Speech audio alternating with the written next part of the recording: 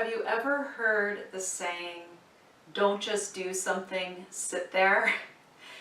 I think it's actually the title of a book, which I have not written, but I've seen it posted a number of times on social media, and it's so good. Don't just do something, sit there, rather than the typical saying, don't just sit there, do something. This is a really good metaphor for our yoga practice. So I am just quintessentially by nature a doer.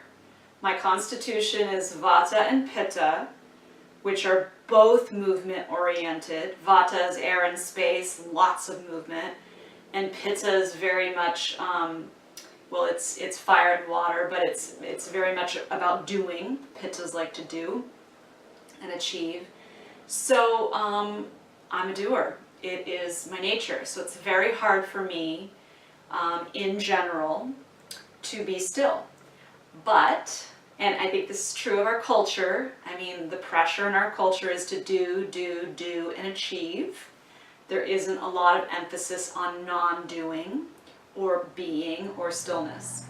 And, you know, I noticed one of my favorite yogis on social media, who I've never met in person, is an Indian yoga teacher, and he runs, his site is called Yoga Prasad Institute. And he's very practical and well-balanced and comes from a lineage in India.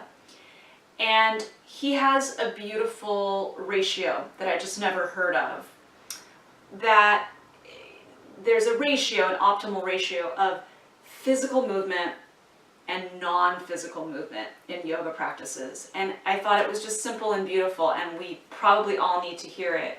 You know, most classes, when you go take yoga at a studio, they're like 95% movement, right? We have like 5 minutes for shavasana at the end, because we're all in that go, go, go, achieve, and do mode of modern living.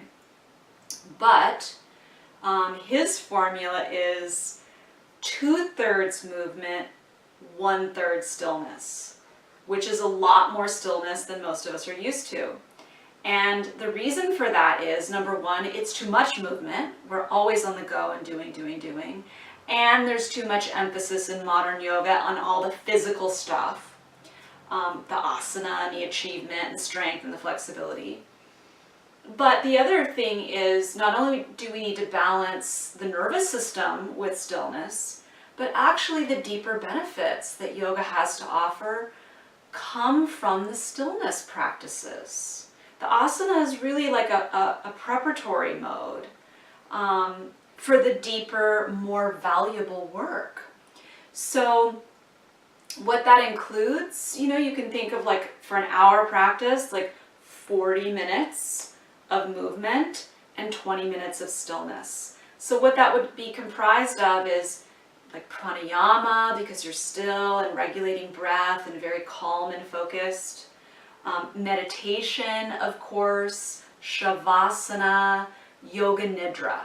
So any practices where instead of being in go, go, do mode, we are in calm, quiet, internal mode. So see if you can apply that. See if you can bring more stillness practices into your yoga and notice the benefits. Notice the results of less activity, less doing, and more being. I promise you, you'll feel some really potent and positive results. Namaste, yogis.